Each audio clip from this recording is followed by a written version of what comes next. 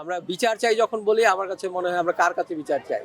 খুনির কাছে? খুনি বিচার করবে না। একটা জাতির সাথে একটা নাটক, হাস্যকর নাটক ঘটানো হলো, যেটা একটা ক্লাস 5 এর বাচ্চাও বুঝবে যে এখানে আসলে ডিবির অফিসে কি ঘটছে, কিভাবে তাদের স্বীকারোক্তি আদায় করা হচ্ছে। তো আহ, এখন যে অনশনের মাধ্যমে তো এটা বোঝা গেল পরিষ্কার যে এটা তাদের জোর করে করানো হচ্ছে। তো আমাদের 2:30টার সময় একটা প্রোগ্রাম আছে, সেই প্রোগ্রামে আমরা শিক্ষকরা সবাই ডিবি অফিসে যাচ্ছি, যে আমরা আমাদের ছাত্রদের মুক্তি দাবি করব। সেখানে যে আমাদের এটাই হচ্ছে আমাদের প্রাইমারি কাজ, আমাদের ছাত্রদের সাথে দেখা করব এবং ছাত্রদেরকে মুক্ত করে নিয়ে আসার আমরা চেষ্টা করব। আর এই যে এখন যে প্রায় প্রত্যেকটা ছাত্রকে বাসা থেকে তুলে নিয়ে আসা হচ্ছে বা গ্রেপ্তার করা হচ্ছে সে বিষয়ে আপনার মতামত? আহ, দেখেন, এই গ্রেপ্তারের আগে কি ঘটেছে 2 সপ্তাহ ধরে ভয়াবহ।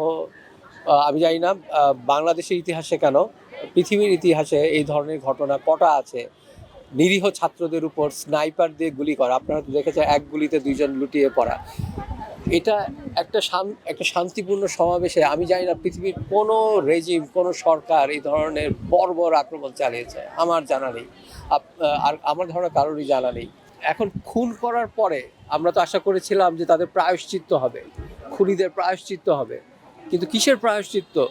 তারা যাতে পরবর্তীকালে আর কোনো ধরনের এই ধরনের আন্দোলন না হতে পারে, কি করলো তারা আতঙ্ক, ত্রাসের রাজত্ব কায়েম করার জন্য আমাদের নিরীহ সন্তানদেরকে রাতের অন্ধকারে যে ব্লক রেড দিয়ে নিয়ে আসছে।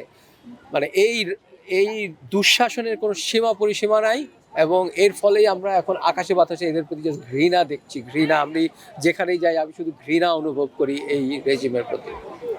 মিডিয়ার মাধ্যমে আমরা সবাই প্রায় দেখেছি যে হলো আবু সাইদ গুলিতে আহত হয়েছে বা নিহত হয়েছে, কিন্তু বলা হচ্ছে যে সেই পাটকেলের আঘাতে নাকি নিহত হয়েছে।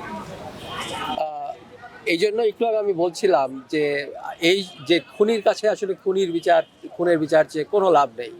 তো আমরা বিচার চাই যখন বলি, আমার কাছে মনে হয় আমরা কার কাছে বিচার চাই? খুনির কাছে? খুনি বিচার করবে না।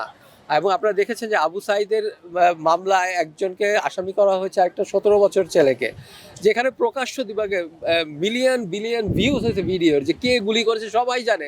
সেখানে যদি একটু নির্লজ্জভাবে যদি কেউ এরকমভাবে মামলা সাজায়, তার কাছে আমরা বিচার আশা করবো না? আমরা বিচার আশা করবো না, আমরা খুনির বিচার আগে করবো।